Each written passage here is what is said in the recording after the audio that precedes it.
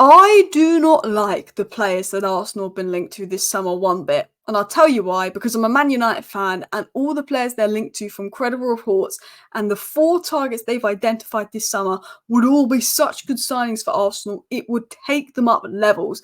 And I hope it doesn't happen, but Arsenal want to get their first signing done quick and could get their first signing done before the Euros. Who that will be, we'll discuss that in a second. But today's show, we're going to break down all the latest Arsenal transfer plans from the 4 key targets identified, who that striker is, why they want that striker, who that midfielder is, why they want that midfielder, who the defender is, why they want it, and who's the winger and why they want them, and why they'd be such good signings, what Arsenal could look like next season. We're going to go through all the credible reports for each position and then the target from each position that is reportedly Arsenal's number 1 target in each position. I did this video for Spurs the other day and it was popular, so I hope you guys enjoy it. Arsenal fans are going to break down all the transfer news you need to know, so please do hit that like button.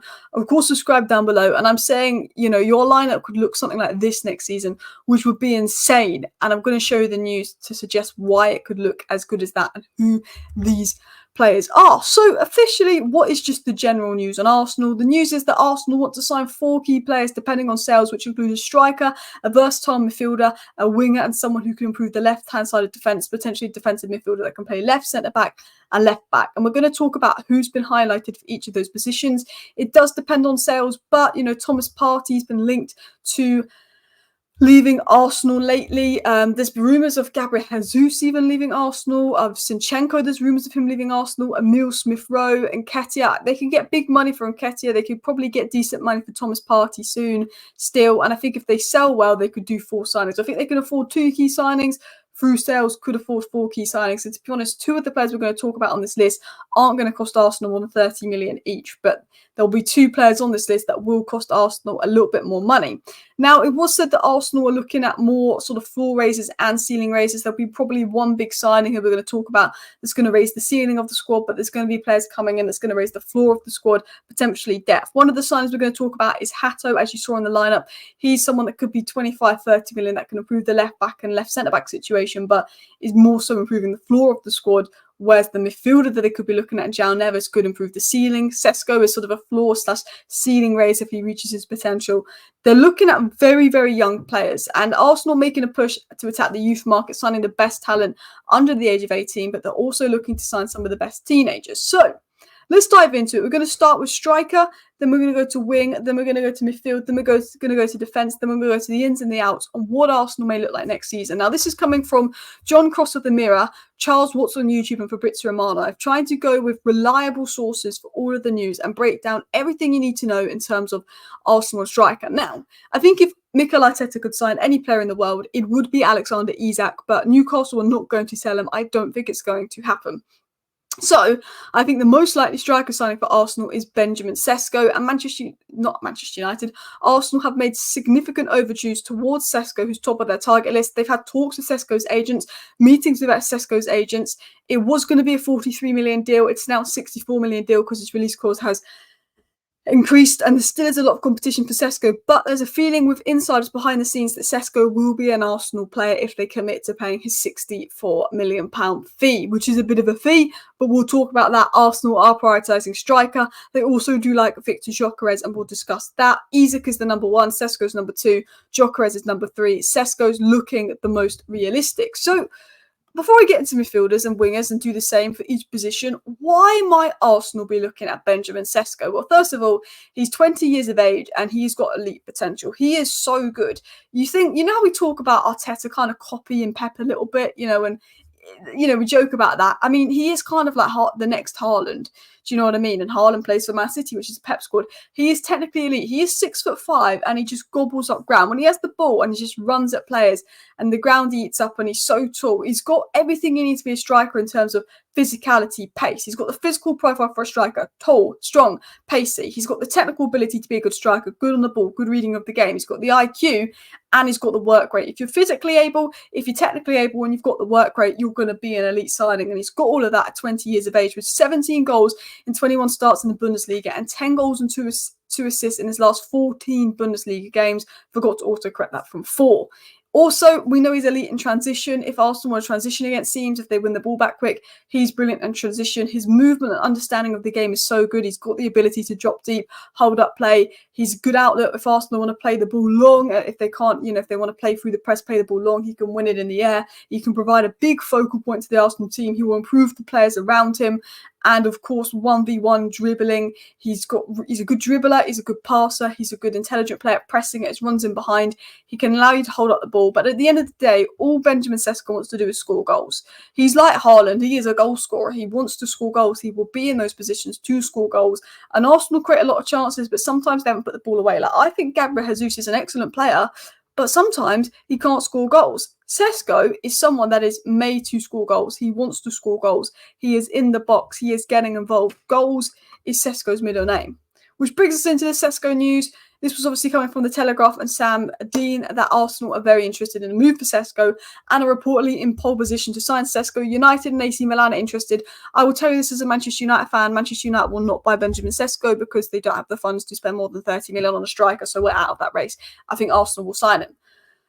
Which brings me into the winger position. Who are Arsenal looking at in the wing position? Well, it was said that Arsenal was set to inquire about Rennes attacker and midfielder Desiree Doue in the coming days and explore a potential deal. This guy is a baller. He's available for 30 to 35 million. I think he's a Ballon d'Or winner. I think he's sort of the Foden, but the new Foden, but I think could be better than Foden. We'll talk about him in a second.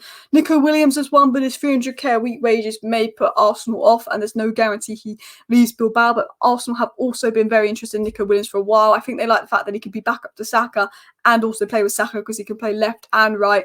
And Pedro Neto is one Arsenal likes. He's been scouted a lot. I think Pedro Neto and Nico Williams are the ones that he scouted the most. But again, Pedro Neto injury prone. Wolves want 70 million. I think Arsenal may look at Doue. And the reason I picked Doue here is because I'm thinking realistically, Sesko's going to be 60 million. Doue's going to be 30 million-ish. I think Doue and Sesko are going to cost about 100 million combined, 90 to 100 million combined, and then Arsenal would have to sell to afford the rest of their players because I think they've got 120 million net spend according to an inside source.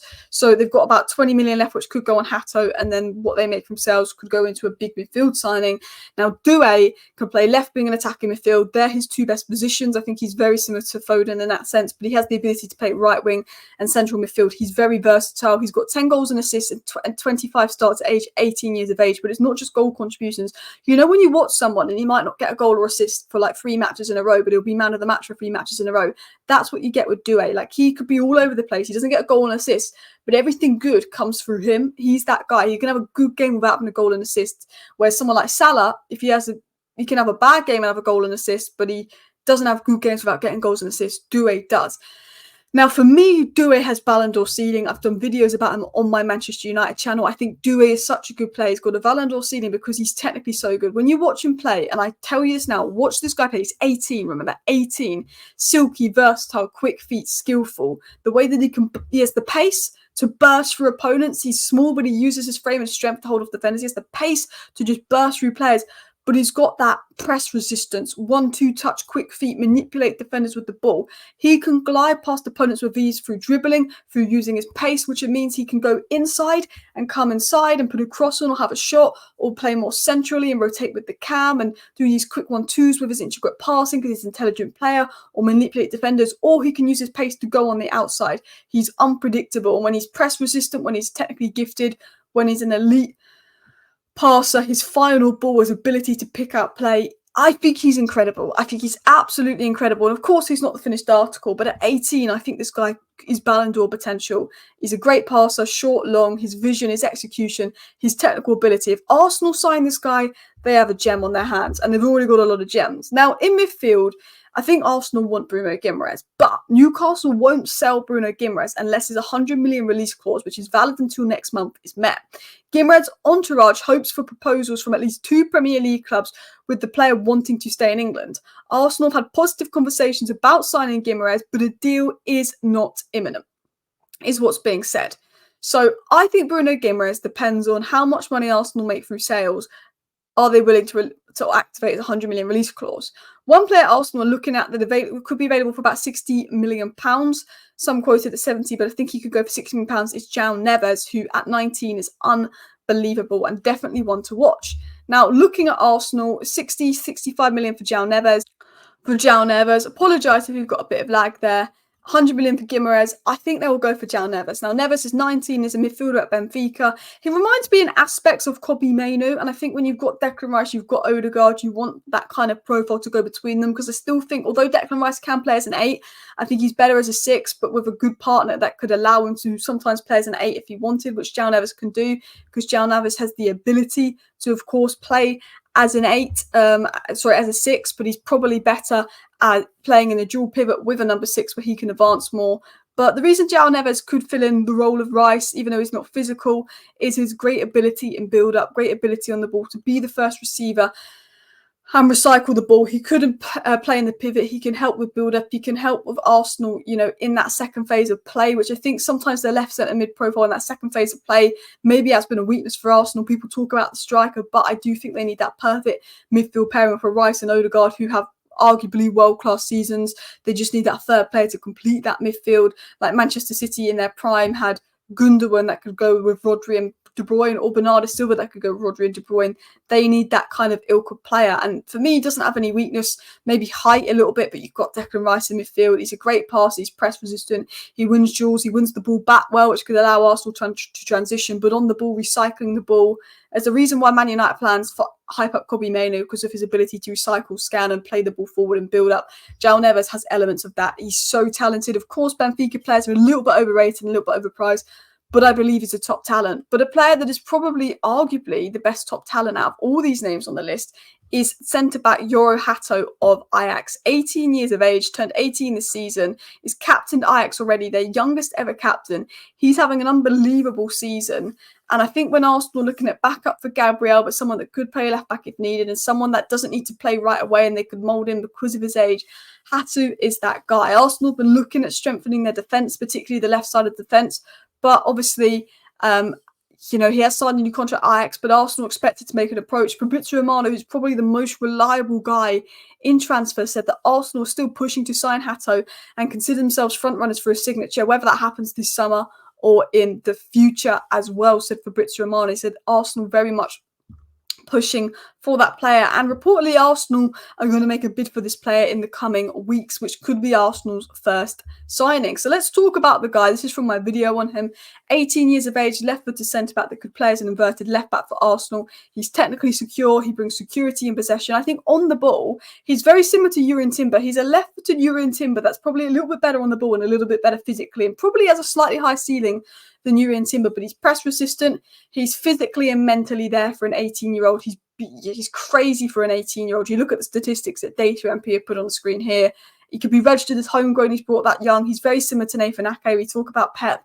We talk about Arteta copying Pep. Well, you've got the Nathan Ake profile and you've got the Haaland profile if you bring in him and Sesko. And he could be available for less than 30 million, which is crazy. This is from my last video, just showing how good he is on the ball. But aerially, he's good. Passing, he's good. Reading of the game, he's good. I've done a whole video on this guy.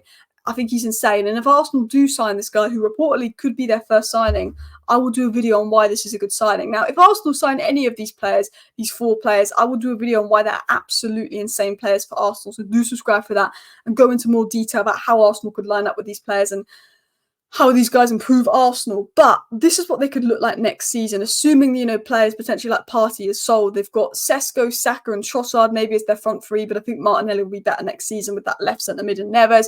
But Doue could come through on the left and also play on the right.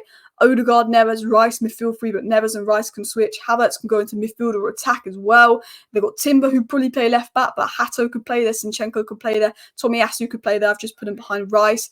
All these options would be great options and signings for Arsenal. And as a Man United fan, if they sign them or even other options like Bruno Guimaraes or Isak that aren't on this list, because I think they're going to be a little bit out of budget, I think they can win the league next season. And yeah, that worries me.